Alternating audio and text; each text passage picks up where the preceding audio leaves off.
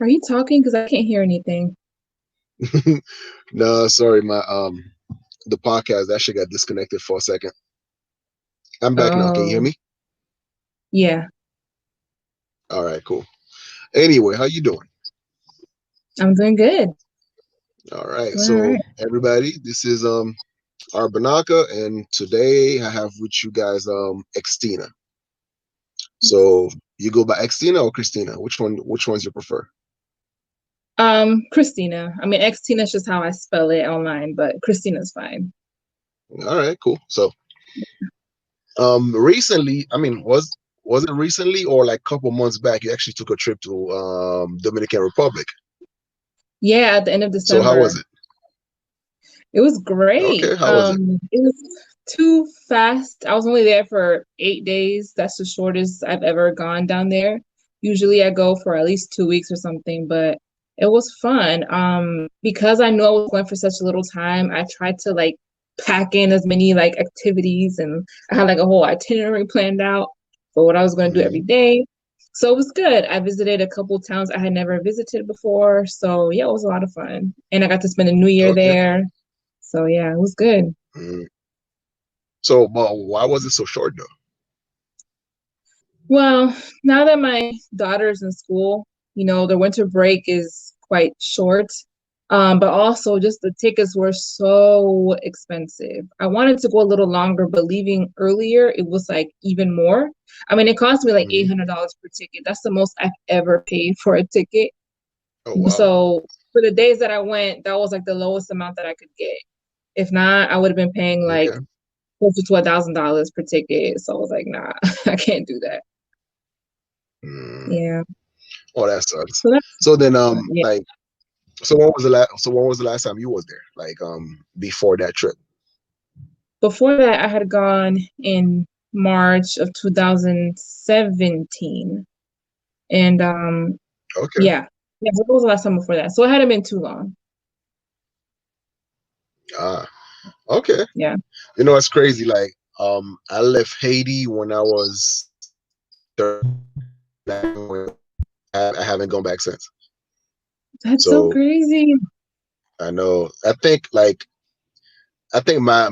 my visit to Haiti is gonna be when I go with my girl, because Okay.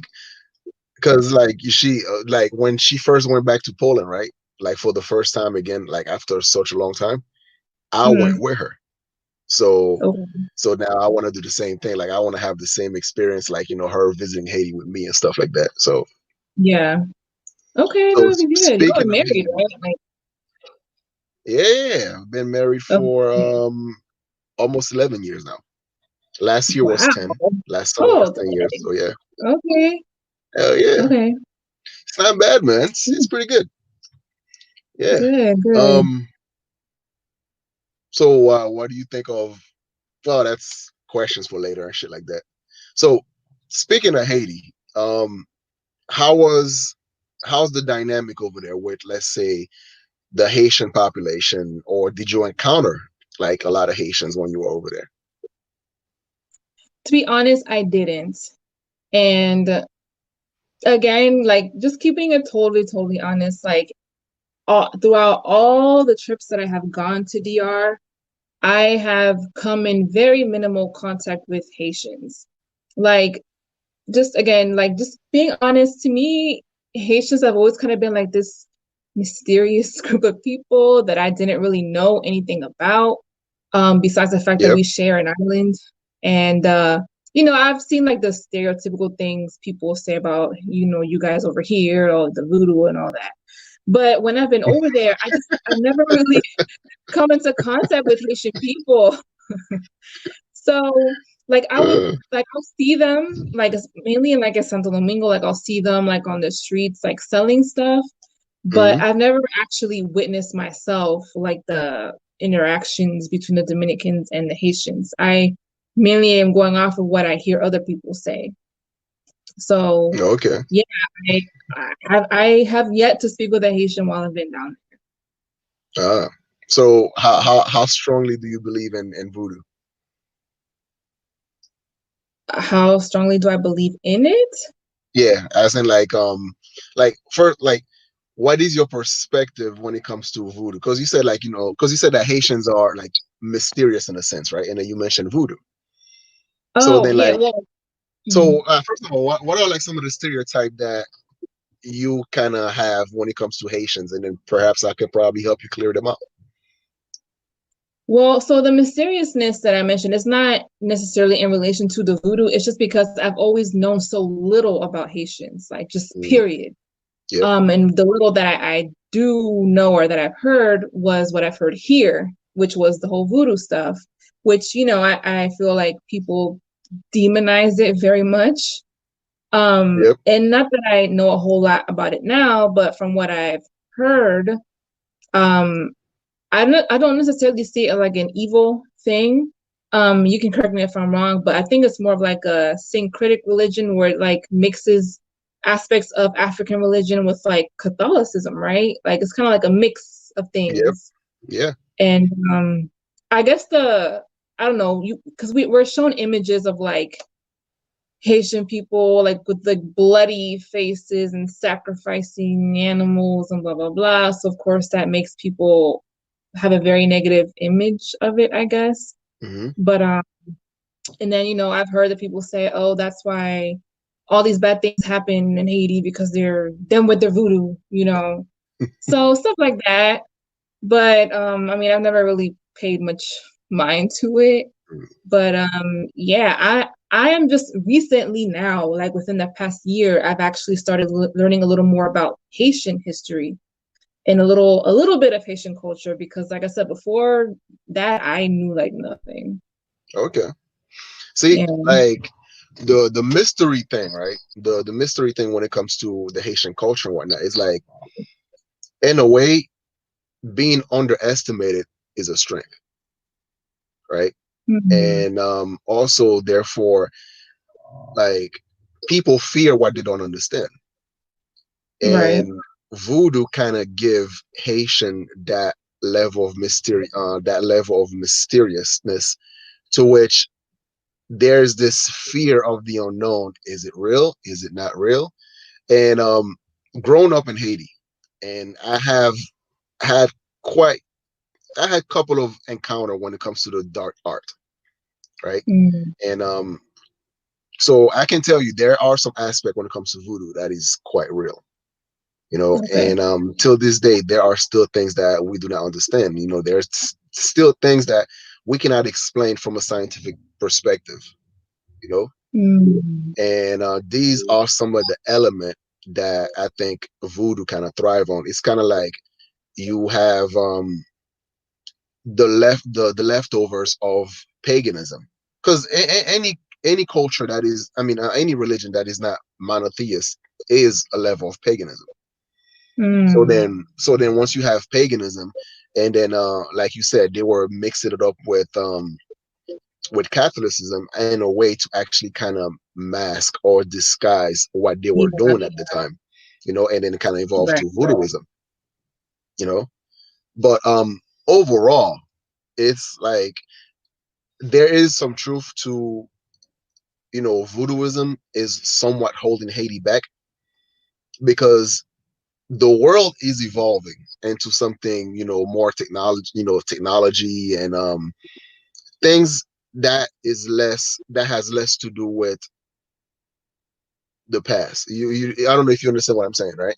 Because the world Mm. has already moved on from paganism to a larger extent. Because you have paganism, and then you have monotheist religion, and then you have now people just believe in money. People believe in scientific revolution and stuff like that. And I feel like Haiti's still Mm. stuck in that that aspect, to which a lot of culture had already evolved from that. Hmm. So you don't feel that they should hold on to those kind of ancestral traditions, though? I mean, they can still keep it, but to make it as in like the main staple of Okay. the Haitian culture, I think that's like it's got art. Like for example, right, whenever I go to Poland, there's still an aspect of Polish that is very old school that people still celebrate and everything like that, right? But they also have, they also have the modern version of what Poland should be, you know? Okay. So So that's like what you feel Haiti is lacking, like a modern version of Haiti or Haitian yes, culture? yes, Oh, okay. exactly. You know, because let's say for example, right? Some people, like say when they're sick, right? You still have people that still try to get a cure from the shaman and from some of these things instead of actually going to a hospital. You know, Oh, is yeah. that it's like you know their whole belief system based on voodooism, or they might try to use voodoo in a way to actually kind of bring harm to other people and stuff like that, right? Whether it's Mm, poisons, and there's yeah. a lot of crazy shit that people can do when it comes to the mysterious art. Oh, I believe it. And here, yeah, and here the way they mask it, they kind of mask it as in like giving a scientific term. Like for example, having when you have like a breakdown or multiple personality disorder or something like that, right? And in Haiti, it's a way of like when they send like another spirit to kind of take hold of your being, so then therefore like Mm-hmm. another spirit kind of take over your body and stuff like that. And then it's Mm-hmm. it's like all these different shit to which we kind of give a scientific term in a way so people are not afraid of some of the thing that's happening to them, but it Mm-hmm. still plays a huge role in the Haitian culture. Okay. You know, Got it. I don't know. Maybe I I'm mean, just that confusing you a spiritual lot more. world, I mean, honestly, a lot of low key, a lot of Dominicans have been known for doing like brujeria and that type of stuff. I mean, it's not necessarily voodoo, but dealing with spirits and just that whole realm. I mean, my mom has told me countless stories. She knew like actual witches. So yeah, I mean, my Yeah. mom noticed she knew that stuff firsthand. Her stepmother Mm, was a medium. So my grandfather used to use my mom's stepmom to like communicate spirits through her. So my mom, she thought she mm, witnessed a lot of that stuff too. Yeah, that was Dominicans yeah. certainly were not like unknown to that type of stuff. Yeah. I mean, I still think that like there's a way that you could actually make it more of a theatrical. Like for example, if we're looking at New Orleans, it is a a semblance of Haitian voodoo. The Creole Hmm. voodoo, the Creole aspect of it. So Yeah. as far as attracting tourism and stuff like that, yeah, you could definitely take advantage of that part of the culture. Hmm. But True. certain things I think needs to be left behind. I think Hmm. Interesting. Mm. So what got you interested in like researching Haitian culture? Well, actually, through some of the video requests that I've received, I have a few Haitian subscribers, and they've requested that I do videos on certain stuff. So, like the video that you saw that I did about the poles of Haiti, that was requested. The video I did on Compa, Yep. that was requested. The video that I did about the Haitian Revolution, where I watched that entire 2 hour documentary and summed it up, that was requested. So through the video request, Okay. that is actually what has made me look a little more into, Haitian history and culture. And also because I feel like being Dominican, of course, Haitians always come up and people ask Mhm. questions. And I just felt very uneducated when it came to our shared history. So I feel like that also too has kind of made me want to learn a little more about that particular aspect of our histories. So yeah, Mm. Okay. yeah. So like so then as far as like cultural differences and stuff like that, right? Like in what way can you pinpoint the cultural differences with Haiti and Dominican Republic when it comes to say relationship, music, I don't know. Like what are some of the Hmm. key distinctions? Um, well, I don't know if I know enough yet about Haitian culture to really Well, which is say because cool though I'm still because like learning. yeah. Well, Um, which is good though because like you are judging it based on your own personal experience, not based on what you study.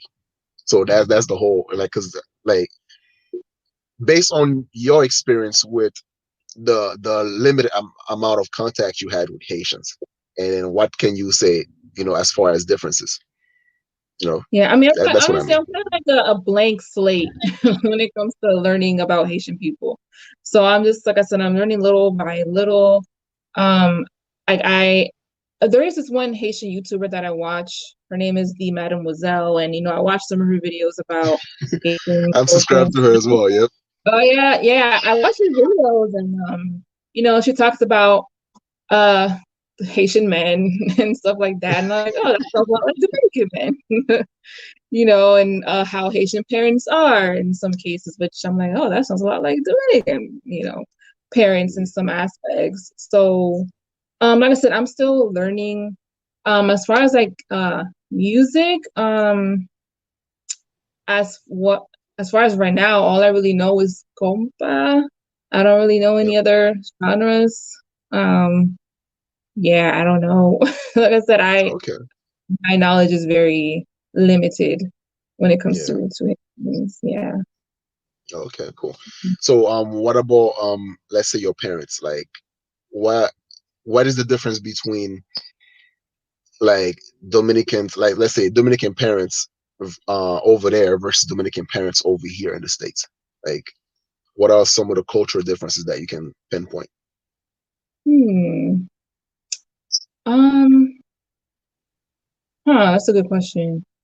I mean, I think over there, at least from what I've witnessed while I've been down there and just seeing how like some of my aunts and uncles with their children, I think they're a little more lenient. Like they're not as worried, I think, as parents here, because I think parents here they tend to worry very much about like their kids being outside and then being back by a certain time. And like I feel like over there the parents are more comfortable with like kind of letting the kids run free because the community looks after them, you know? Mm, yep. So I feel like that's something that they lack when they come here. So I think once they come here, they become a little bit more strict, because they don't have that confidence that the neighbor are all going to be watching and looking after your kid. So Mm, that's one difference I noticed that I can think of off the top of my head. Yeah. yeah. I don't know. I can't really I think of mean, it. I do see what you're saying because like when I first came here, and then I mean, granted, Haiti can be a dangerous place, right? So then during peace, let's say during peaceful time, it was, my mom was more lenient. Actually, my mom was always a hard ass. Talking about ass whooping all that shit. Oh wow. So but coming over here, there was that fear of you hanging out with the wrong person. You might get into drugs, you might get into, you might go to prison, or you might be deported. So Mm, there was this strong emphasis of not hanging around with the wrong crowd, right? mm-hmm. So like let's say for example, that's why as far as my friends, my inner circle, it's like a mixture of all type of people.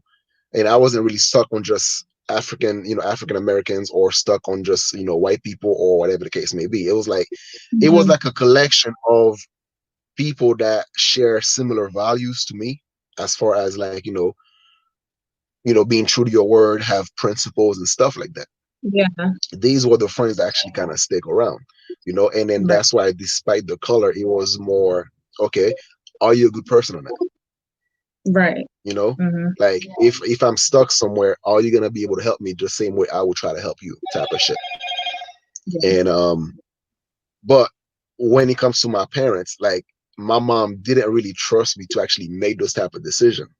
And every time I Mm-hmm. would hang out with someone, let's say like, a kid with his hat, backward and stuff like that, automatically she would think that, oh, that's a drug dealer. Why you hanging, Mackenzie? Why you hanging out with drug dealer, huh? You going Yeah. to get arrested. Things like that. So, and it Yeah. was quite frustrating, you Mm-hmm. know. Yeah. So Actually, Dominican parents can be a little bit like that too. Like they judge by the cover. They always say don't judge a book by its cover, but they do that. If they see mm, somebody with too many piercings, too many tattoos, they automatically start thinking, oh, they of the streets and they're doing this and yeah, that. So, yeah, they can be like that too. yeah. But do you think stereotype is a bad thing though? Depends on the stereotype. Okay. I mean, I believe that most stereotypes, I mean, they come from something, like stereotypes don't just come out of nowhere. So I think Mm, beneath it all, there's always a little bit of truth in there. But I just think that people like to generalize and apply stereotypes to everybody. And that is where I have a problem. mm, Because, people have stereotypes when it comes to, Dominicans. And there's some truth that in some of the stereotypes, but again, I feel like people like to just paint us all with that brush and say we're all this way based on whatever that stereotype is. So mm. that is what I don't like about stereotypes. And I feel like people definitely do that with Haitian people. I feel like that people stereotype has a lot to them. Okay. See, like I do understand there's because stereotype, like you said, it is based on a pattern, right? Certain patterns, and when people are so rigid on their point of view and stuff like that, I think that's bad. But also, there's the other aspect of it as well. Like it's not only on the person that's judging to actually the sole responsibility of actually changing their view. It's also there's also a certain responsibility that fall on the person that's being judged as well. Like for example, right? Mm, So you are proud Dominican. yes. So then part of that responsibility to actually keep that pride going is to try to make sure you represent your people to the best of your ability, Right. right? So Yeah. then, so therefore, it's like you probably come across a lot of stereotype about Haitians and stuff like that, right? But now, if you meet a Haitian person and then that kind of that destroy those stereotypes, and then that change your perspective in a way, if you are open Hmm. minded, But Yeah. if you're not open minded, then you're gonna, instead of focusing on the qualities of that person, you're gonna just like keep trying to find the negative aspect because like it's too good to be true, or Hmm. no, that's just bullshit. He's putting up a front type of stuff like that, right? And then you're gonna your bias or your way of thinking will not allow you to actually see past the stereotype, Yeah. you know. Hmm. And Hmm. I was watching the like because before I talked to you like on my when I was driving, I was listening to the interview you had with Radical Latino. Latino. What is it? Radical Latino. Yeah, radical Latino and stuff like that. Mhm. So like why is there like a and I see this trend like it's up to recently. There's such a huge trend now to kind of identify Latin culture to have to fit into the category of color. Why do you think that is so prevalent recently? Hmm. Well, so I think for a long time, a lot of Latinos have kind of, lived under this whole thing that, we're all Latinos regardless of color. We're all one big happy family. We all live in perfect harmony, blah blah blah. Mm, But recently, the topic of race among Latinos has become a lot more prevalent. I think one with the rise of the whole like Afro Latino movement and kind of shedding light on the things that Black and dark skinned Hispanics face. I think that um, has also kind of fueled this conversation to where mm, people are being more open and honest about what they have experienced because of their race, not because they're Latino. You know what I mean?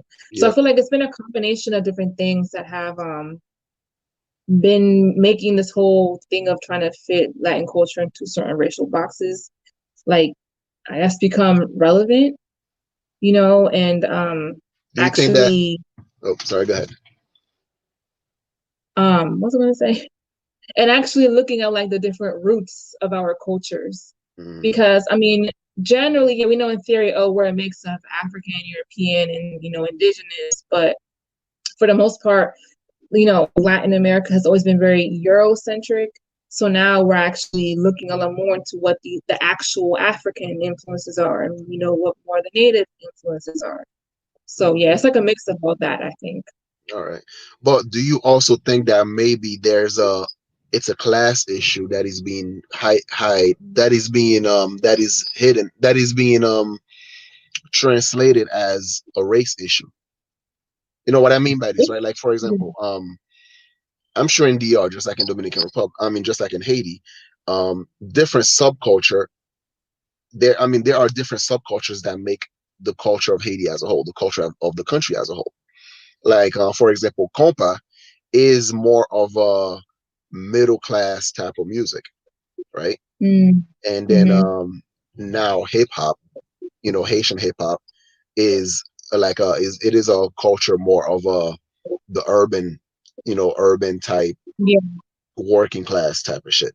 And then you Mm-hmm. have the voodoo, like the tambourine and stuff like that. It's more of the, the the voodoo culture, which is tend to be poor, poor people, the poor Mm-hmm. or the peasant class. Yeah. And what I see over here now is, I mean, correct me if I'm wrong, right? Let's say that you have more of a white Latinos or Latinas and stuff like that. And but over here, they still, let's say, in the urban class or the working class or the lower class, so they're not really in the higher echelon versus like if they were maybe in society back in their own country, they probably would have been considered in a higher class, like in the Mm-hmm. bourgeoisie or whatever the case may be.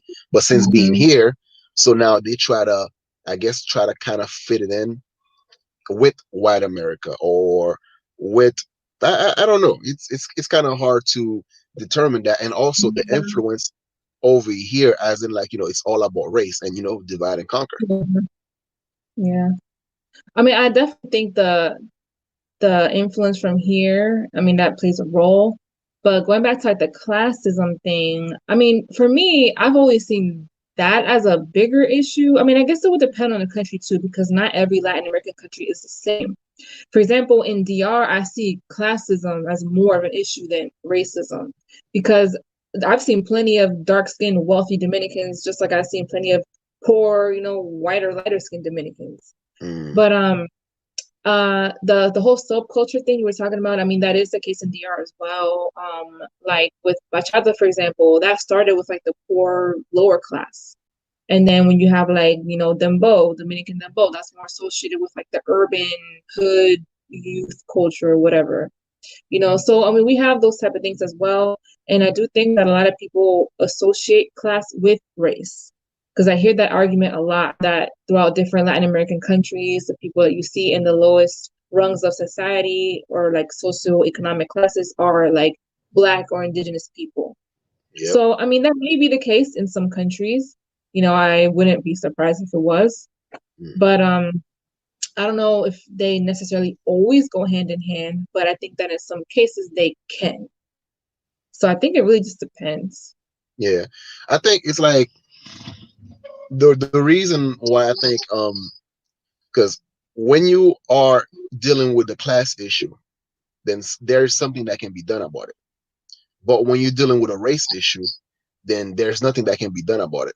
So I think that's why a lot of Mhm. politicians, they try to focus on race versus then class, because in race there's no solution. How can you stop someone from being racist, right?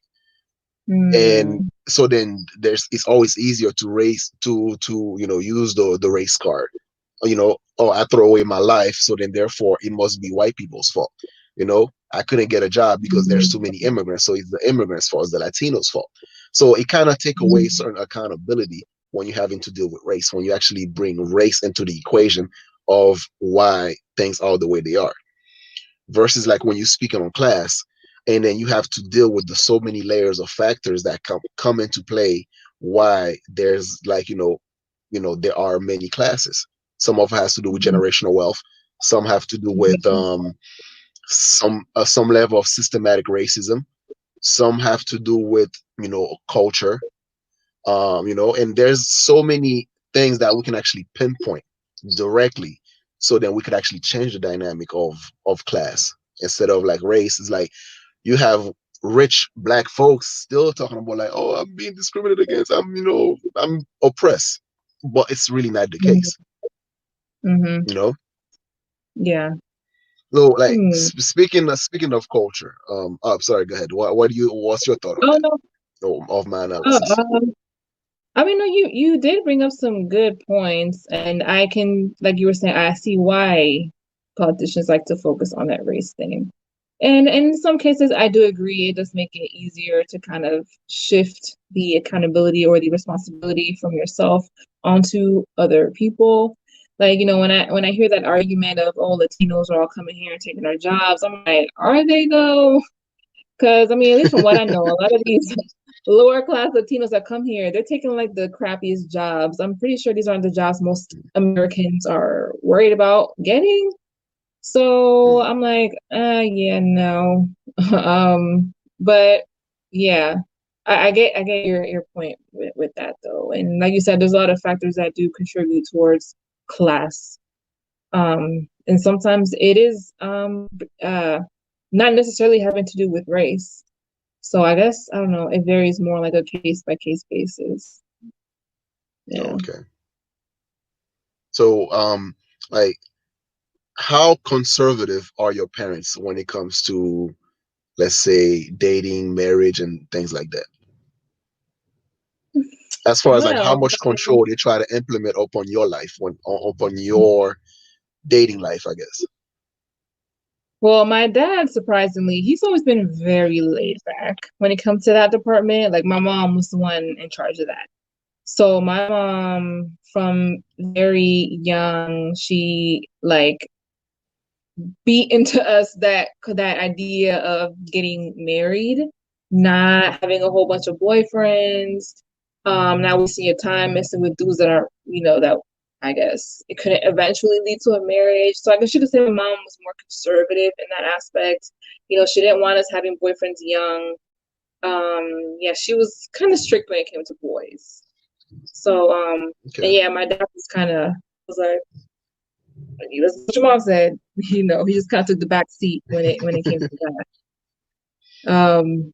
So yeah, in that aspect, I can say they were definitely more on the conservative side, and I mean, it did. I guess it somewhat worked because all throughout high school, I wasn't like super concerned with chasing guys or trying to date guys. I was a little bit of a late bloomer in that aspect, but I don't know. Sometimes I look kind of think because I feel like I saved myself a lot of heartache, But yeah, True. definitely more conservative.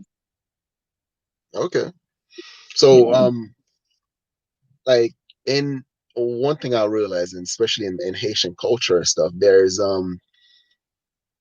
the parents, especially the mother, they always try to have like a huge influence on their son's dating choices. Well, I mean their kids' dating choices, period.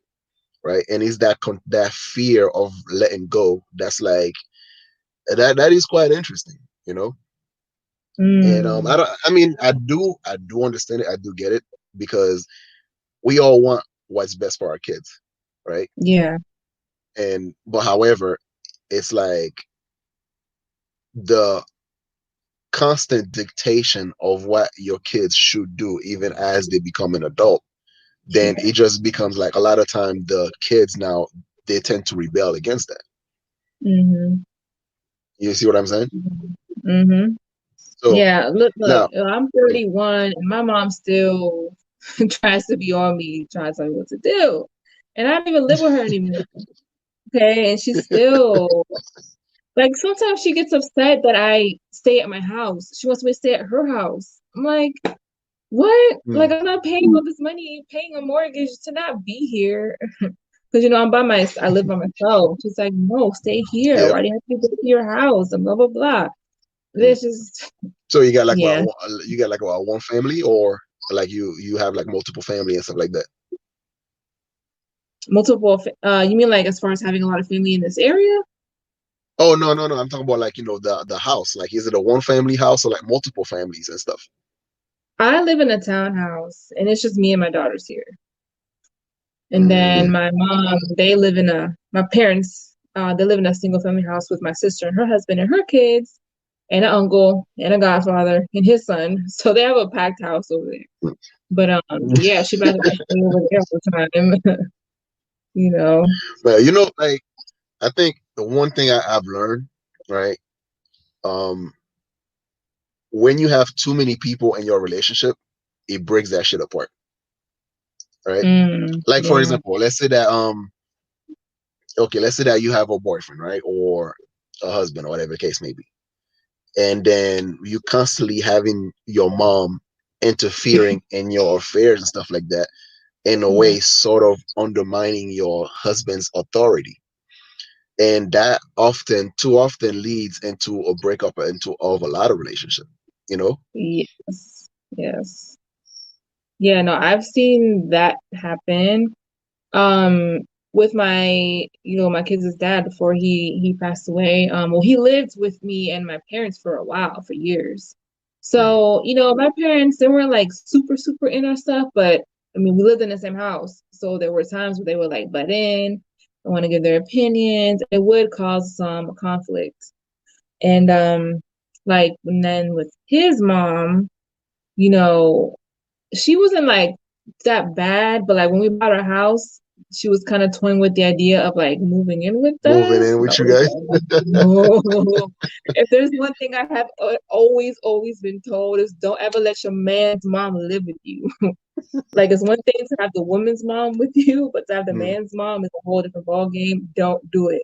So mm. I rejected that idea as much as Yeah, possible. smart, you know, because all right, so then here's also one of the things that all right, here's a question for you. So right now you are, right now you are a single mom, right? Hmm. And there are a lot of movement out there, especially in the red pill, or MGTOWs, or all these other things that every single mother and stuff like that in the same type of category and shit. So like, what do you think of? I mean, first of all, are you familiar with the whole MGTOW movement or the red pill movement? You know what that is? That's what men going the other way. Is that what it Yeah, stands men for? going their own They're way. like single men. I guess they want to be single forever. I don't know. Yeah. Uh, I mean, I haven't looked that deep into it, but I've heard about it. I think I've seen you like talk about it before. Mm. Um, but I don't know. It feels like people make fun of them. I don't know. I'm like, what is the basis for their movement? Like, why are they trying to be single forever?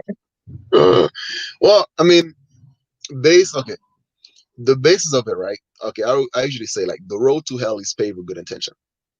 So Mhm. the MGTOW was a symptom to what occurred after the hookup culture, right?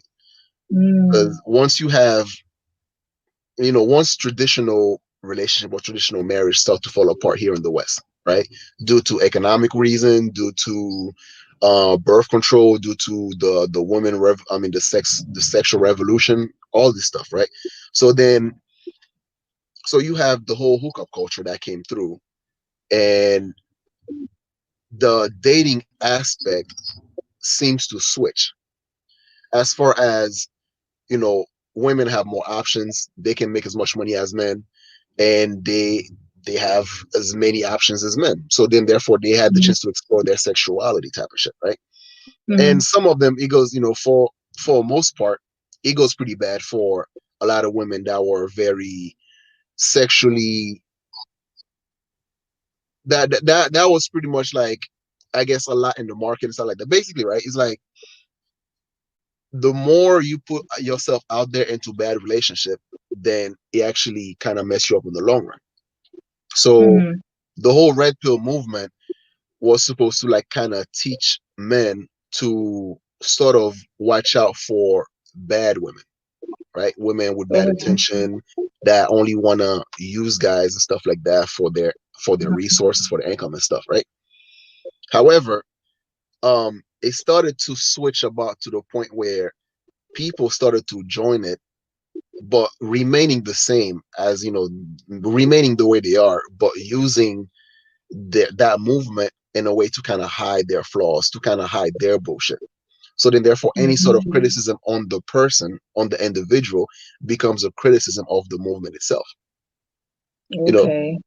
it's similar, right? Like, okay, like, you, let's say that if you used to call yourself a feminist, right? Back in the days, feminism used to mean something, right? But now when you have a whole bunch of crazy women that actually join the feminist movement, and then it actually give movement, the whole movement, a bad name, because any sort of Uh-huh. criticism you would have towards these particular women becomes a criticism of the whole movement, to the point now the whole Oh, movement yeah. itself become toxic. Uh-huh. You know, Okay, so that's basically what's happened with them. yes, that's basically what's happening with them right now. Sure. Okay. Hmm. So are some of them like incels or whatever? Um, like there's a video I need to make about this, right? Because there's this whole, like, like, for example, the whole cam girl industry, right, is being exploded, not from men that are, like, older and stuff like that, right, but from young men that are actually, I mean, as far as the whole incel thing, right, a lot of them, some of them are paying for prostitutes, some of them, they just, like, they're doing a lot of things, so they can still get female contact, but Mm-hmm. it's more like the intimacy is gone, when it Okay. comes to, because their inability to have a real experience with another person, they don't know how to do that. It's awkward for them, so it's easier to Mm-hmm. pay for a fantasy. It's easier to pay a woman to pretend to like you for that few hours or so, whatever the case may be, and then Okay. therefore, so with that type of mindset, they feel like they're not incel because they're getting laid, right? Mm. Okay. you know Gotcha. but once you take that into, out of the equation, and as you can see, that's why there's a whole lot of trips to DR, the whole sex tourism and all that stuff, Mhm. that plays a lot of role to guys going overseas to, quote unquote, explore their options. But in Mm-hmm. reality, it's like, it's becoming harder for them to compete in a society to which women don't have to depend on them, Yeah. Okay. I can see that. you know yeah. Yeah. Okay. Interesting. Mm. So yeah, I Hmm. mean, it is quite interesting and stuff like that, and to study it, to see the evolution, because I was aware of it for a long time, and then Okay. I was actually very pro that movement, the whole red pill things, because I always tell people, you are responsible for who you hang out with, for who you actually allowed in your circle or whatnot, Mm-hmm. and but it all it kind of turns out as if, like, whatever a man do, it's not his fault. It's always a Okay. woman's fault, you know. Oh. Yeah. It's like, well, Mm. she shouldn't Okay. she shouldn't open her legs, she shouldn't, it's not my fault that she fucked me. Yeah. All these Lord. type of things. Wow. It's so Yeah. interesting. These different Mm. movements going on these days. People don't know what to do with themselves anymore. I feel like I said, people don't know how to interact. People don't know how to date, like actually date, and not just hook up. Man, that's crazy. Yeah, but Mhm. when we're looking at our society as well, it's not just, well, like you said, people don't know how to interact. So that's why there's so many movements. So everybody try Mhm. to find their tribe, you know? It's like their tribe can be based on skin color, their tribe can be based on just gender, or Mhm. now MGTOW or feminism, or anything that kind of they have something in common, then they be like, all right, that's my buddy now, you know. But in Mhm. reality, it a lot of these folks, they lack the self-awareness, and Mhm. the better you know yourself, the easier it is for you to know other people, because you can actually recognize some of these the same flaws in other people, and then so, Mhm. to build that connections with them. However, if you lack the self-awareness, if you're nothing more but a slogan, then it's going to be very hard for you to actually maintain any sort of long-term relationship with anyone, whether it's, male or female, your buddy, whatever the case may be, Mhm. you That's know? true. Yeah, that's true. That's a good point. Yeah, I Yeah. do think as So a people, we do lack a lot of self-awareness when it comes to a lot of things. I don't know if it's that we're just not being taught to be self-aware of certain things. I don't know what it is. But anyway, you were going to say something. no. Go ahead. Keep going. I mean, no, that's all. I mean, I really have to say about that. Like, people they're not self-aware and they don't want to take accountability for stuff. And I think that goes across genders. I mean, men do that and women do that as well. We don't like to be wrong. Sometimes we don't like to recognize our own flaws or the mistakes that we Mm, sometimes make, you know. But yeah, I don't know. And you also brought up a good point in that we are quite tribalistic, I think. At the end of the day, humans, I think we are tribalistic by nature. And so that's why you have people trying to find their tribe, as you said, kind of that group they can fit in with. yeah, Um, Also, misery loves company.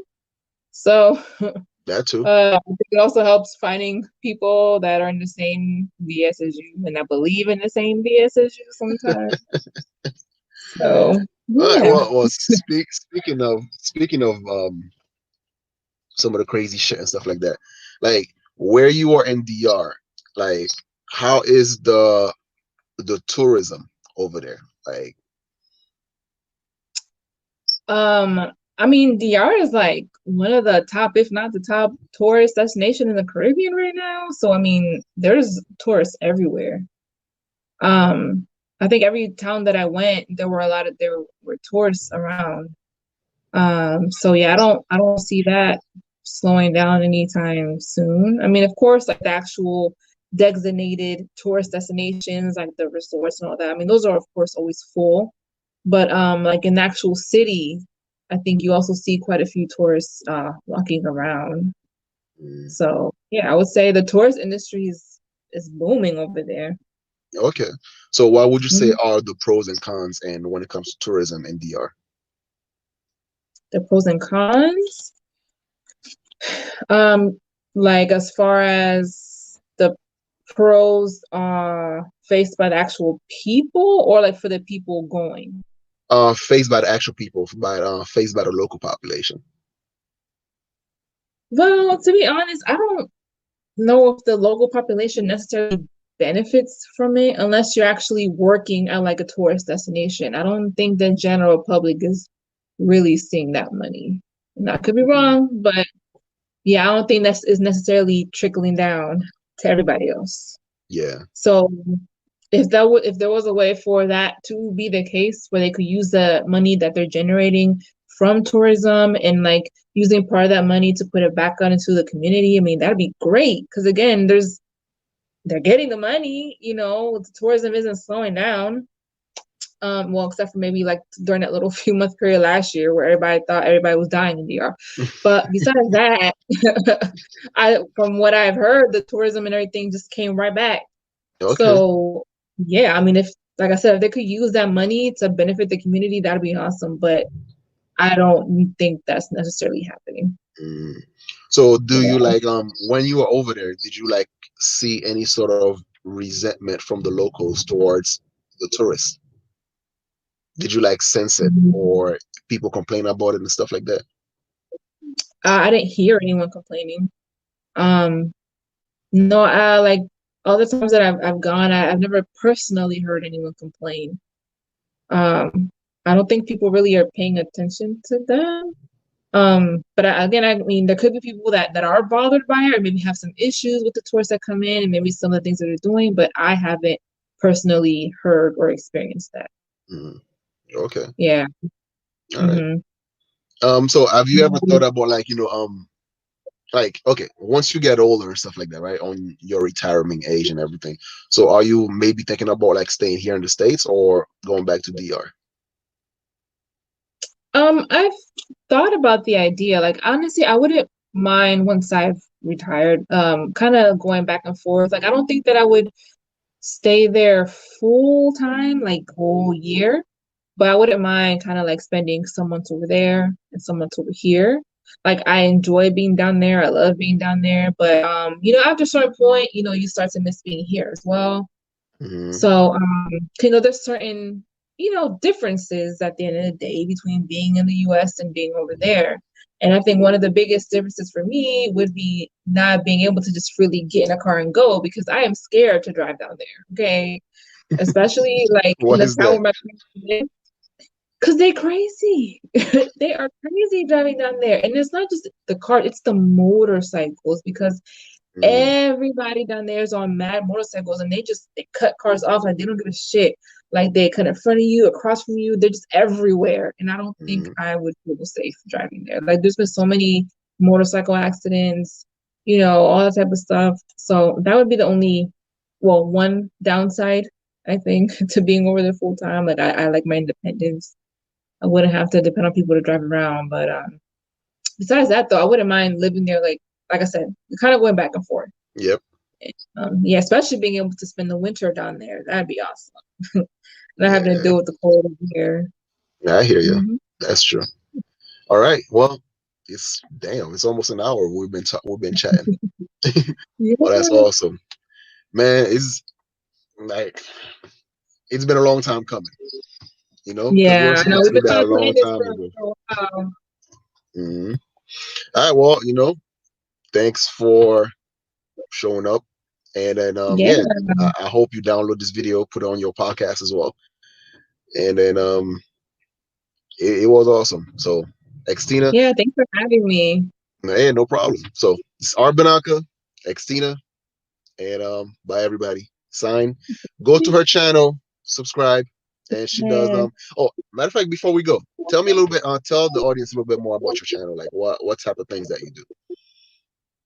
Okay, so for those that aren't aware, my channel is a crazy variety of something, like different things. Not all of it is related, but on the one hand, I do makeup. So I do makeup tutorials here and there, but I also do like cultural, exploratory type of videos. Like I do videos is like exploring different genres of music.